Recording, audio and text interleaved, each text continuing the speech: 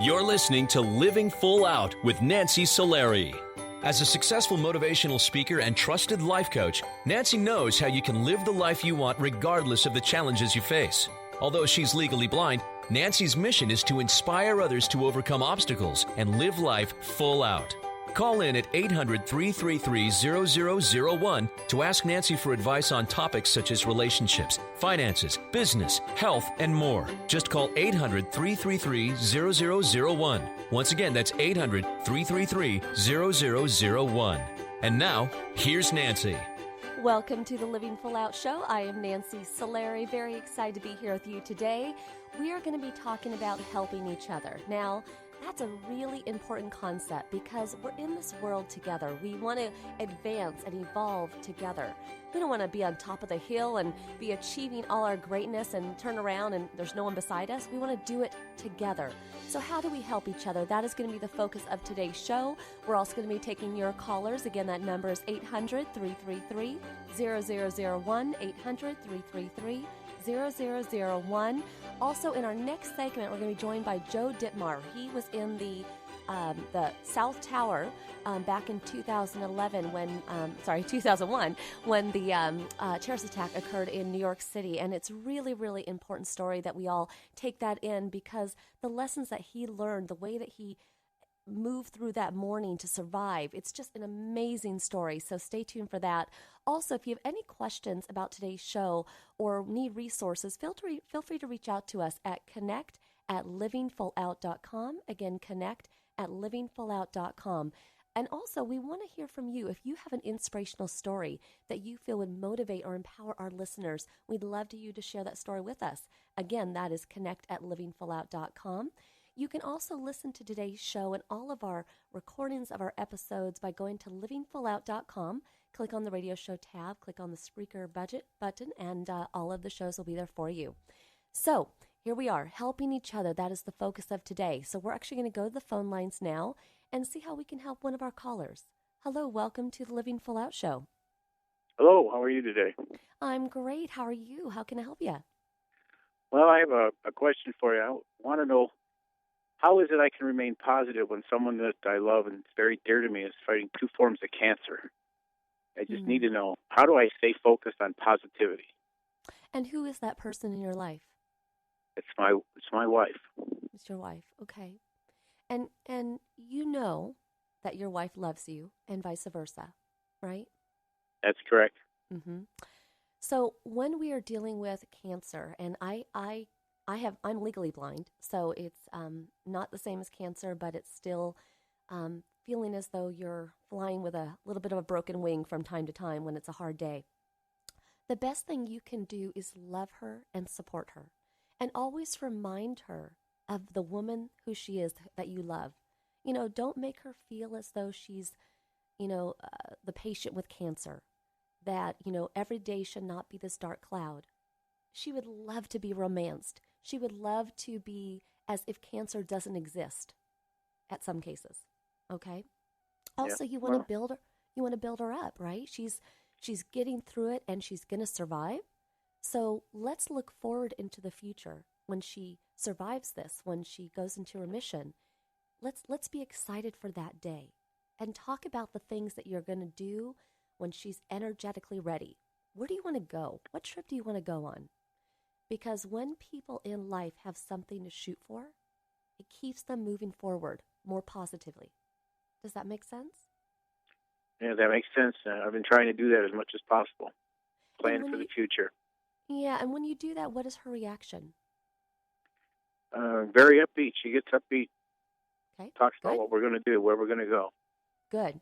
And that's the perfect place to be. Now, I also believe that you want to be transparent and vulnerable and real.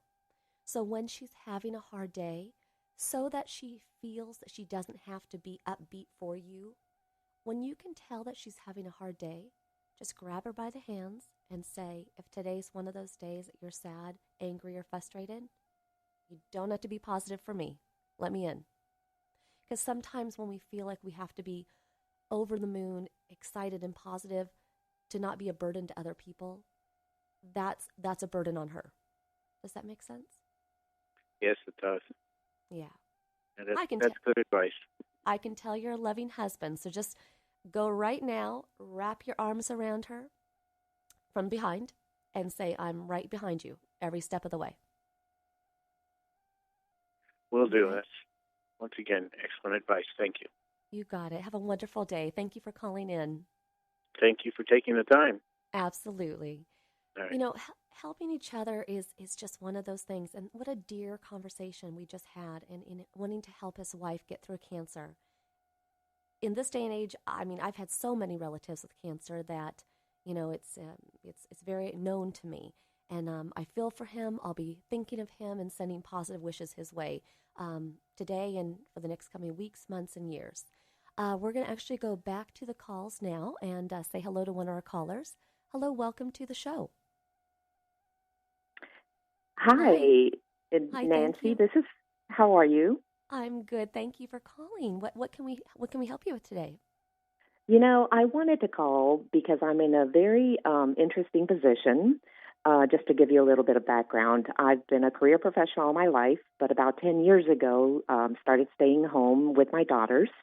Daughters are now in college, and I've recently joined my husband's company. He retired 3 years ago from his corporate position and started his own firm. And I fought it for the first year, but then I decided, okay, I can help, right? And so I'm currently employed by him, but the issue that we're having is I'm having a really hard time trying to become a professional again and to maintain a relationship with my husband, who is my employer. So it's challenging, and we're on a course to where one is taking precedence over the other.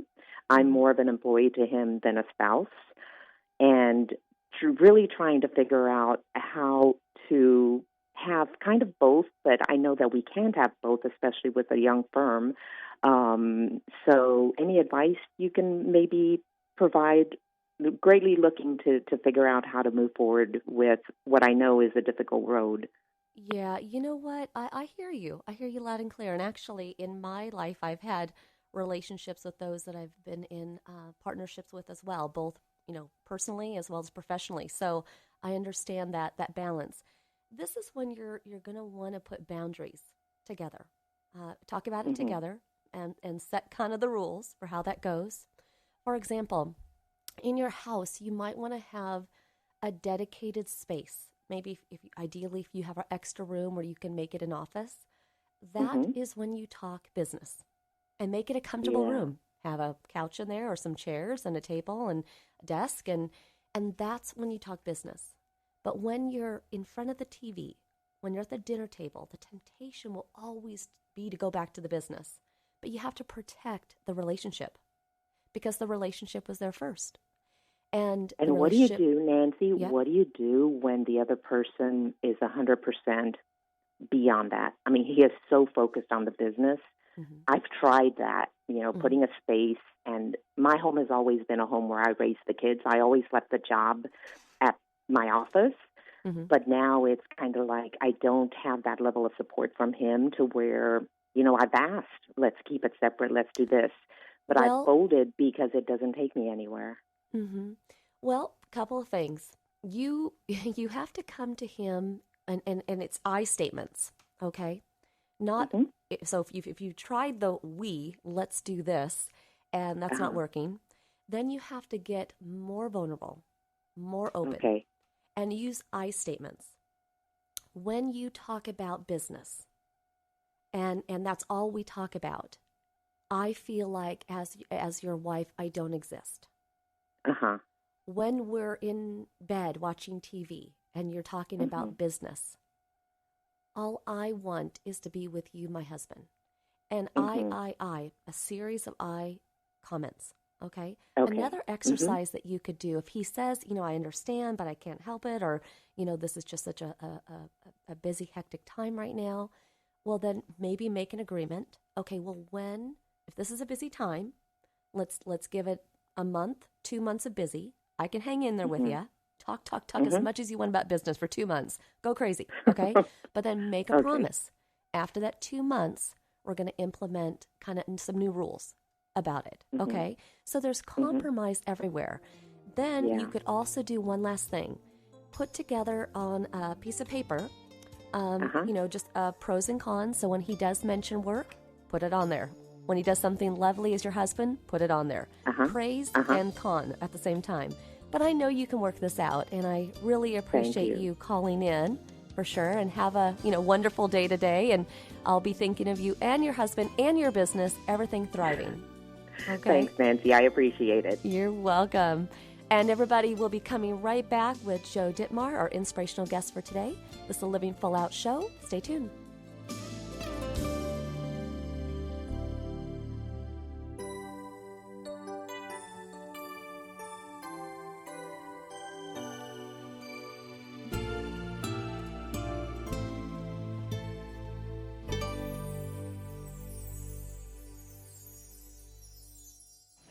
Dad, this is fun. I didn't think I'd like kayaking. Well, I'm glad you enjoyed it, but I think it's time to head back in. Okay. Can we come back? Sure. Tomorrow? Let's check with Mom. Hey, be careful getting out of the boat. It's a kayak, Dad. I'm gonna return the kayak. Just make sure you have everything. Yep. Can we walk home? How about a taxi? 233 North Maple, please. It's a short fare from your neighborhood to your naturehood. Visit discovertheforest.org to find a neighborhood park or green space near you. Also, find fun activities to do like boating and biking or camping and hiking, plus much more. It's all right in your naturehood. Best day ever. A public service announcement brought to you by the Ad Council and the U.S. Forest Service. Don't you wish that getting your child to eat right, move more, and spend less time in front of a screen could be as easy as pushing a button? It might not be that simple, but you do have more power than you know. And you can maximize that power with proven strategies, tips, and tools from the National Institutes of Health's We Can, or Ways to Enhance Children's Activity and Nutrition program. We Can offers all kinds of resources, including fun recipes and activities the family can do together to show you the way to live a healthier lifestyle. We're not saying it's easy. We are saying that it can be done. Take the first step today. Call 1-866-359-3226 for a free We Can Parents Handbook. And be sure to visit the We Can website at wecan.nhlbi.nih.gov for free information too. A message from the U.S. Department of Health and Human Services. Today, my new dad and I shot off a rocket in the park. Today, my new son and I failed to shoot off a rocket. He knew exactly what to do. I had no clue what I was doing. We set up the rocket. Hit ignition. And then... And then nothing.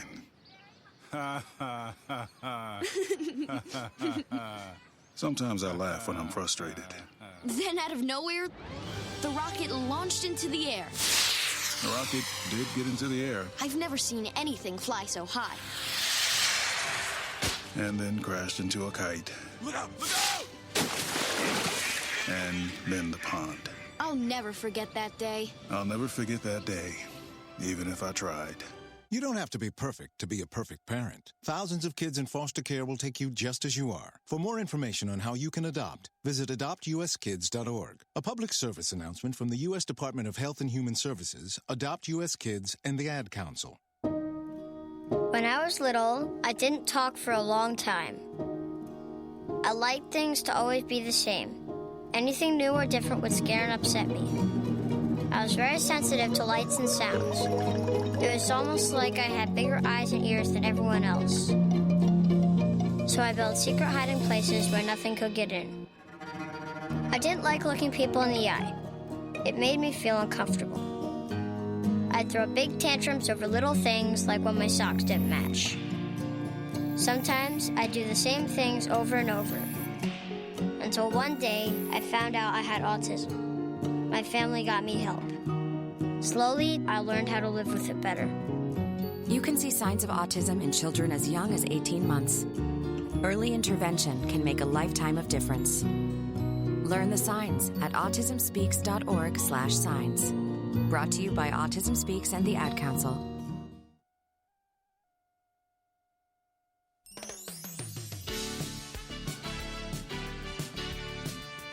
You're listening to Living Full Out with Nancy Solari.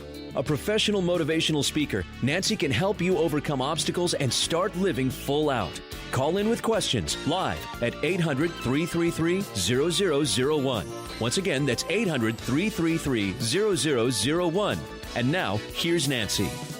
Thank you for joining us. I'm Nancy Solari, and this is the Living Full Out Show.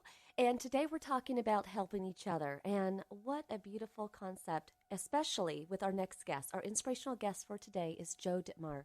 And he was a survivor of the September 11, 2001 terrorist attack on the World Trade Centers. And honestly, we all remember that day. Most of us do. Where we were, what we were doing, who we were with. But what about being there? What about experiencing that? The terror, the horrifying things that they had to see in terms of people jumping from buildings, but yet the camaraderie of people wanting to get out, helping each other to get out to survive. And so I'd very much like to welcome Joe to the show. Hello, Joe. Good afternoon. How are you? Hi, good. You know, I remember that day, and I was in Los Angeles, California, watching TV, and thinking of people like you, and just praying that you would get out safely. And so I'm so glad that you did. And if you know, I know parts of this story is hard for you. It's very emotional. So I appreciate you being here. Take us back that day. I know you were actually in the South Tower, and you were there for a meeting. Can you tell us how the day started for you? Oh, it's exactly right. I actually worked in Chicago at the time, so happened to just be there that day for a meeting. 105th floor of 2 World Trade Center. The meeting was supposed to commence at 8:30. There were 54 of us in an internal conference room on that floor, and the meeting didn't start on time. Most insurance meetings, that's the business I'm in, most insurance meetings never start on time, and this day wasn't a whole lot different. And at 8:48, we noticed this flicker of lights. Nothing else. We couldn't see anything. We didn't hear anything. We didn't feel anything. Just this flicker of lights. And almost immediately, a gentleman from the company we were visiting came in and informed us that we needed to evacuate. There'd been an explosion in the North Tower. And pretty incredibly, all 54 people all kind of waved him off, told him we wanted to have our meeting. But he insisted that we get out. He was a volunteer fire marshal for the 105th, 104th, and 103rd floors. So that gentleman that day insisted that everybody get out. He aided everybody in getting out. He took us over to the nearest fire stairwell, and that's where he proceeded to tell us we were all going to now walk down 105 flights of steps to leave the building. And Nancy, as you can imagine, there wasn't a lot of happy people at that particular moment because 105 flights of steps is a lot of steps. The problem That's a lot of steps. Yeah. The problem was that we didn't know what was going on.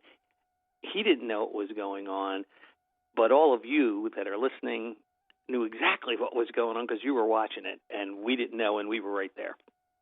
Now, and that's, we can all feel that, right? There's been a lot of times that work has taken over, and you're like, forget about it. It's just an explosion. But, you had no idea what was going on. So obviously you start to journey down these flights of stairs, and you got off at the 90th floor, I believe, right? That's right. We got out of the fire stairwell at 90, not necessarily knowing why we were getting out of the stairwell at 90, and that's where I experienced worst 30, 40 seconds of my life, looking out those windows to the north and seeing this incredible sight, huge gaping black holes through the sides of the North Tower, gray and black billows of smoke pouring out of those holes and flames redder than any red I'd ever seen before in my life, licking up the sides of the building and beyond. And you could see through that smoke, through that fire, and you could see into those huge black holes, and you could see pieces of a fuselage of a plane lodged inside the building. And it was a crystal clear September day that day in New York. I remember thinking to myself immediately, my God, how did that pilot not see the building? How did he miss? And unfortunately, the fact was that pilot didn't miss. And you see all that, the furniture, paper, people being pulled out of the building against their will, and it was a gruesome, awesome sight. And I was just so afraid, just so afraid. I didn't want to be there. I wanted to go home. And that was the strongest feeling that took over at that point, is I wanted to get home. That's all I wanted to do. Well, and you had shared with me that, well, many people were in awe and just mesmerized, almost paralyzed by what they were seeing. You did get up and go, and you journeyed back to the stairs and back down, and then what floor did you get off on next? Had the chance to actually depart the fire stairwell at 78, the sky lobby level of the building, to get on big elevators there. The woman that was running our meeting screaming back at me to come to the elevator with her, and I finally had some common sense take over my brain, and I thought to myself, building, state of duress, fire, yeah, it wasn't our building, but it just didn't seem right to get in an elevator. It seemed like the wrong thing to do. And I did. I gave her a polite little wave, turned around, went back into that fire stairwell. And that's arguably the best decision I've made in what's still my life, because I was somewhere between the 74th and 72nd floors when the plane plowed through our building. It went through our building on an angle between floors 77 and 83. So we were just 3-4 flights below the strike zone. It was unbelievable. You're in a concrete bunker of a fire stairwell, and this thing starts shaking from side to side at angles that I can't tell. I'm not an engineer, but I mean, it shouldn't be shaking this way, and it's just violently shaking from side to side, and the concrete spidering out, and the handrails breaking away from the wall, and the steps like waves in the ocean undulating underneath your feet. And you feel this heat ball blowing by. You smell this jet fuel, and this thing's just rocking back and forth. It felt like forever. And when it came to, you would have thought it would have been like craziness, but there was virtually nothing in that stairwell at that point but this total stunned silence. We just didn't know what it was. We didn't know how to react. We didn't know immediately what to do. And you didn't know what had happened. You didn't know what shook the building, and exactly. Cell phones had been rendered useless. You couldn't get on a landline because landlines were all overmatched. If you could get to a phone, we were in the dark, figuratively, and you're just trying to figure out what's going on. But that ignorance wound up being bliss for us that day, because we really only had to concentrate at that point on one thing, and that was getting down and getting out. And Joe, I want to pause our story there because we have to go to a commercial break. But sure, this is really where the heroism comes in, and his will to survive kicks in. So stay with us, Joe. Everybody, we're with Joe Dittmar talking about September 11th, 2001. This is the Living Full Out Show. I'm Nancy Solari, and we'll be right back after this break.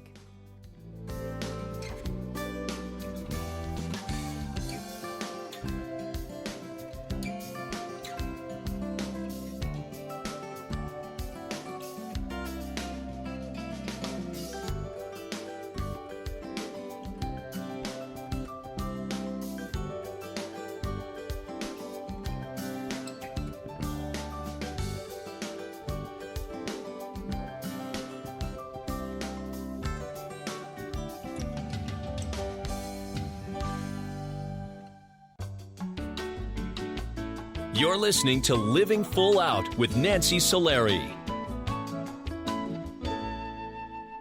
There are many sounds in your day-to-day life. There are sounds that wake you up.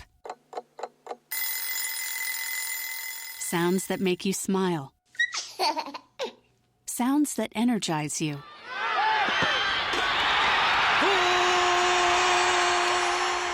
And sounds that help you relax. But there are some sounds that can alert you to danger and can help save lives. Wireless emergency alerts, now on many mobile devices, use a unique sound and vibration to bring you information about severe weather events, Amber Alerts, or other emergencies in your area. With critical information from local sources you know and trust, you can be in the know, wherever you are. For more information, visit ready.gov/alerts. Brought to you by FEMA and the Ad Council. Keyboard Cat, Hamilton the Pug, and Toast Meets World. These are some of the internet's most beloved pets. With millions of YouTube views, shares, Instagram likes, followers, and fans across the globe. But what do all these amazing pets have in common? Their stories started in a shelter. Start your story. Adopt a dog or cat today. Visit theshelterpetproject.org to find a shelter or adoptable pets near you. Training that pet to play the keyboard? Well, that's entirely up to you.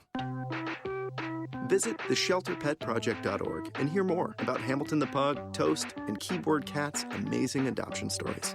Start a story. Adopt a shelter or rescue pet today. Your perfect pet is just a click away at theshelterpetproject.org. A public service announcement brought to you by Maddie's Fund, the Humane Society of the United States, and the Ad Council. As an 18-year-old, I let my mistakes kind of take over my life. I was 0.5 credits away from completing high school, and I didn't do it. 10 years later, at age 28, Jackie finished her high school diploma. When I found out that I was pregnant, I know that I had to do something for myself if I wanted to make her a better person and provide a better life for her. My family never stopped pushing for me to be better because they knew what I could become and who I could become as a person. My support team is amazing. The educational director, my sister, and even my 7-year-old daughter has just been more than the support that I could ask for. I've been given an opportunity, and I'm just thankful for it. No one gets a diploma alone. If you're thinking of finishing your high school diploma, you have help. Find free adult education classes near you at finishyourdiploma.org. That's finishyourdiploma.org. Brought to you by the Dollar General Literacy Foundation and the Ad Council. What if I could tell you that a full-blown wildfire was going to occur tomorrow right where you live? Tell you exactly which neighborhoods it would engulf and how fast it would do it. The first thing you would do is talk with your loved ones and make a plan today. It's true, I can't tell you a wildfire will strike tomorrow, but shouldn't you make a plan anyway? Go to ready.gov/communicate and make your emergency plan today. Don't wait. Communicate. Brought to you by FEMA and the Ad Council.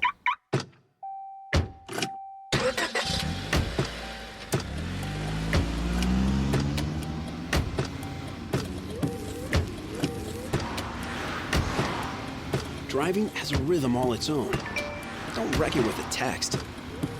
Before you get behind the wheel, silence your phone.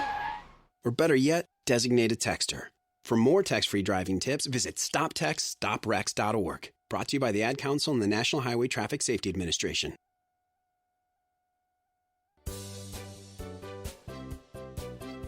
You're listening to Living Full Out with Nancy Solari. As a trusted life coach, Nancy will help you overcome setbacks and embrace all life has to offer. Call in with questions live at 800-333-0001.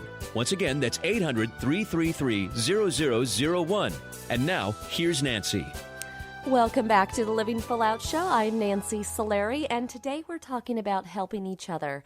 And our inspirational guest for today, Joe Dittmar, is such an amazing example of that because he was in the World Trade Center September 11, 2001, and was making his way down the stairwell to survive this attack. And Joe, I want to welcome you back to the show, and we'll kind of pick up on our story here. I know when you were going down the stairwell, when the firemen started to come up, you were sharing with me that was a moment where you were touched by looking in their eyes. And what did you see in their eyes?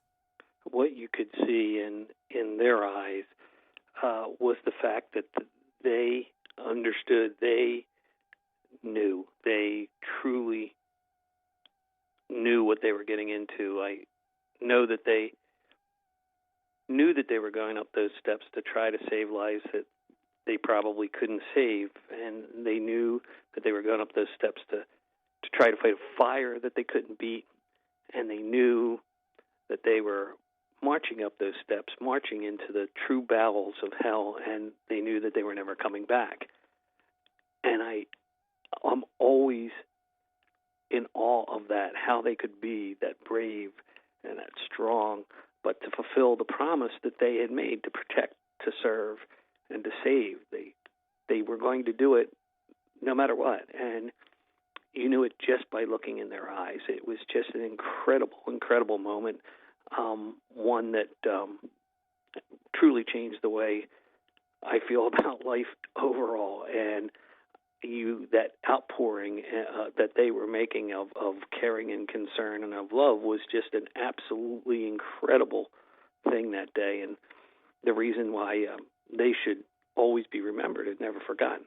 That just moves me, and I love how you capture that moment for us, because those are heroes. Those are heroes that went in the battle and never came back. And share with us also, you got down to the bottom, and your final minutes of getting out. But yet when you got to the bottom, that's really where you realized all the tear that had occurred. Can you share with us that moment? Yeah, we weren't allowed to get out of the building at the street level because when you looked out the windows, you could see the crumbled steel, the twisted steel and the crumbled concrete and the red blotches on the ground, and you kind of knew what they were. And they escorted us down into the concourse, or the underground. And that is the chance where we, for the first time, saw people in true need, gaping wounds, missing limbs, real blood and gut stuff. But I expressed to you before that human nature takes over, and no matter how grotesque that may seem, your inner self says you want to help, you want to reach out and help. And, we couldn't that day, but the reason we couldn't was because there were so many cops and firefighters and paramedics there to help these people. It was an incredible scene. I have never seen at one place in one time such a total outpouring of caring, of concern, of love. And that's what that was this day, this total outpouring of love. It just was an absolutely incredible scene. That is so amazing. And you did make a decision to finally go. You had several different routes you could have gone, and you went a certain route to get out. And when you did, tell us about those moments as you're walking away from the World Trade Center, as you're looking up at it in awe that you're finally out. You go through this whole thing of exactly what to do. You've got every uniformed person known to mankind in a Bobcat bulldozer. They're pushing back everything. I mean, it's a grotesque scene, and they're screaming at you, run, run, run, run, run, don't stop. We got across the street, and we were in front of St. Paul's Chapel, and you couldn't help it. You did stop. You turned around, and you looked back at this unbelievable sight, this ticker tape of concrete and steel and bodies, and you had to make a decision. I was very fortunate at that particular point. I was with a business associate of mine I had known for years. He had told me his wife was in the North Tower, worked in the North Tower. He hadn't been able to get a hold of her. He asked me what I was going to do. I wasn't sure. I was supposed to get back on a train, go back to Philadelphia, get in a rental car, drive to Philly Airport, fly back to Chicago where I lived at that point. And I said, I know that's not going to happen. And he looked at me and he said, I need to make sure my wife's okay. You come with me. I live on the Upper West Side. And that's what we did. We started to make our way towards David's condo on the Upper West Side. Now, I'm just curious, though, before you leave the scene, I want to ask you one question, because as all of us were watching TV that day, and we hear about the accounts of people that were jumping out of buildings, I think it's really interesting the relationship that you had watching those people. And I'd like you to share with us about that.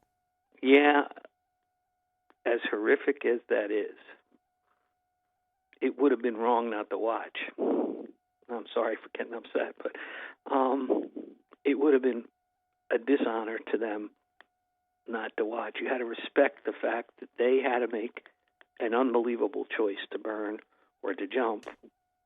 And you just needed to offer them the respect and the love of watching them make that choice. And we did that. We absolutely did that. As much as it hurt, as much as we knew what the ultimate outcome was, we owed them that much respect and love. And we watched, and we watched, and we watched. And thank you for being so honest with us about that, because I know one of the reasons why you do interviews like this is because you do it in the memory of those firemen and those people that jumped.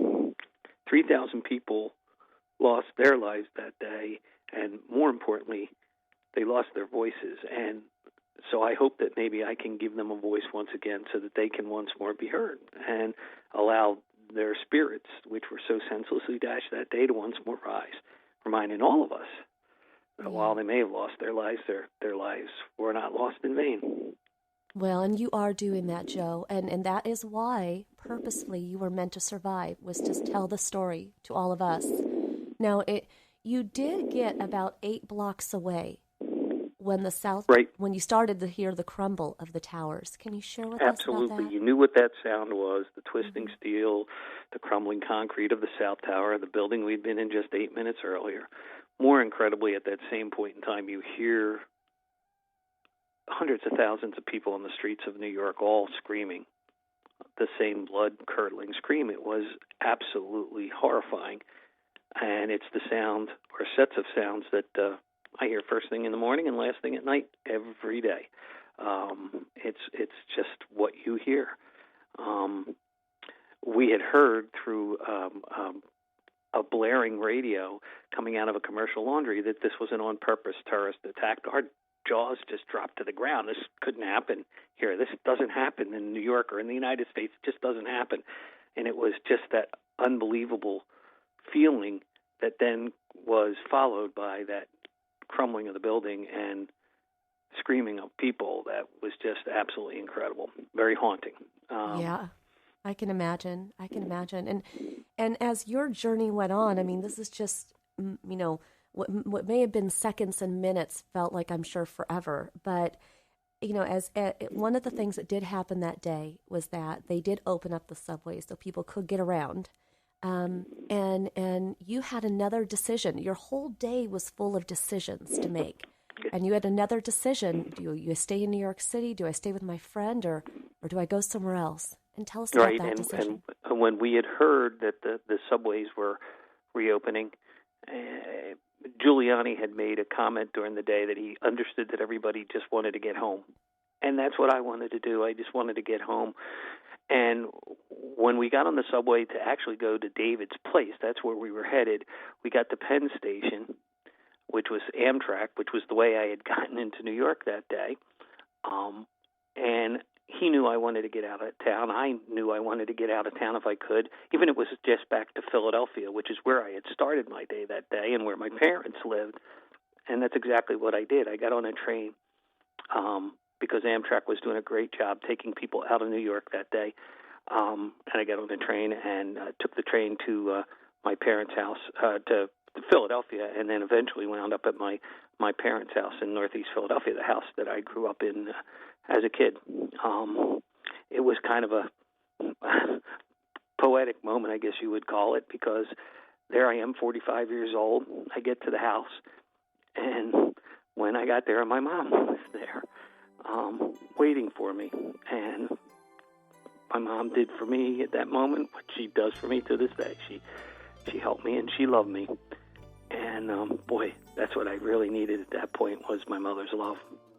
Well, I'm sure I know you thought about your mom actually when you were in the towers at that 90th floor. That's what you wanted also. You wanted to go just run wanted to your go mom. Home.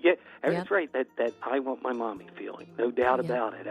That's a pit of your stomach, powerful feeling that each of us have, whether it was yesterday or a decade ago or whatever. But we've all had it, and that was the strongest feeling at that particular point in time. You're absolutely right. Well, and as we kind of round out this interview, we just have a few minutes left. What is your relationship with the terrorists of that day? That's always a difficult question to answer. Of course, you could be filled with hatred, but that really accomplishes absolutely nothing. You have to feel sorry for people that thought that doing something like this could have resulted in anything other than what resulted, and that what it did result in was just a further strengthening of a spirit that we don't often allow ourselves to exhibit, whether you want to call it patriotism or just human bonding and human caring. We became extremely strong together after that, and it's a great feeling to be able to have that, and it wakes up those gentle giants that sleep in every one of us. So, like I said, I could be filled with hate, but I rather I'm filled with pity and sorrow, and a hope that by continuing to talk about it, by continuing to make it known that you didn't win. And Joe, and you are. We're actually going to a break here again, but you speak eloquently about the whole day, and I really appreciate you being with us today. Everybody, thank you, Joe. This was Joe Dittmar telling his story of 9/11. Thank you so much, Joe, for being on the show. Thanks for allowing. And everybody, we'll be right back after this break. Thanks, Joe.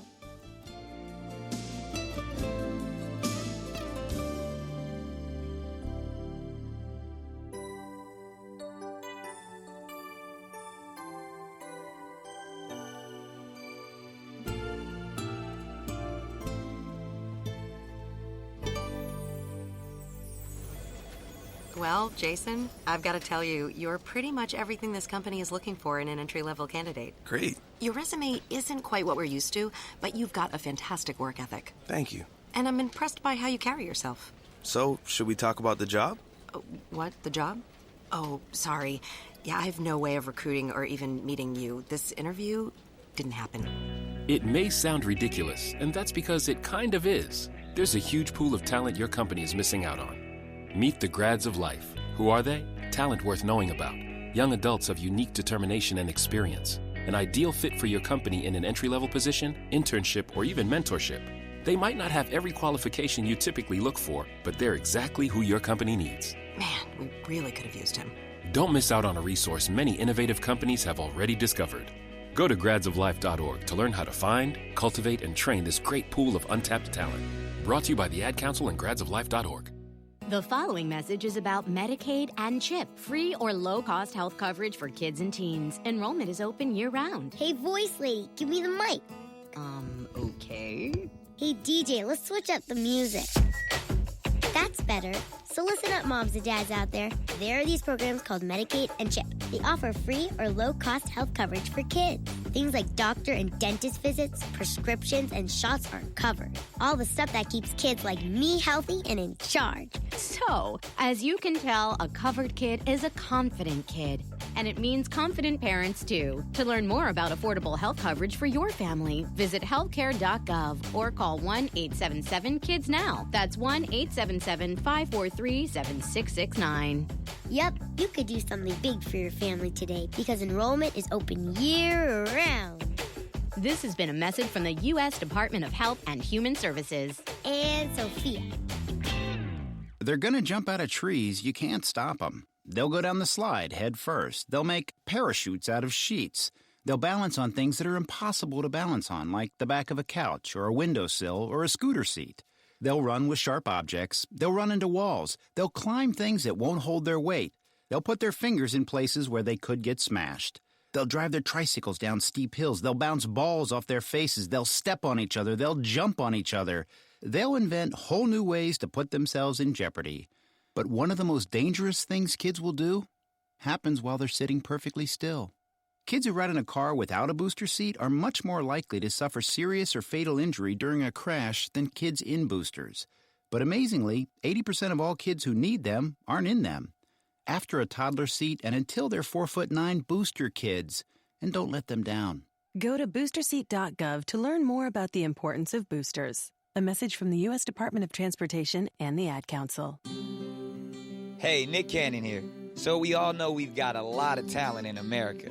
But unfortunately, there's something else we've got way too much of. Childhood hunger. 17 million kids struggle with it in this country. That's why the Feeding America nationwide network of food banks gather surplus food to give hope to hungry kids and their families. Join me in supporting Feeding America and your local food bank at feedingamerica.org. A message from Feeding America and the Ad Council. We're your pets, and this song's dedicated to those people who don't have health insurance yet. Enroll, we say, we want you to be okay. Enroll, we say, take care, people, for goodness sake. Health insurance is now affordable and covers prescriptions, hospitalizations, and preventive care. Visit getcoveredamerica.org to learn more. And take care, people. Brought to you by Get Covered America and the Ad Council. Helping each other is such an important quality of living full out. It is one where we have the ability to control that. We have the ability to reach out to someone, really ask them questions that show that we care, take action to make someone else's life easier, and just be of support to them. Help somebody else to live their life full out.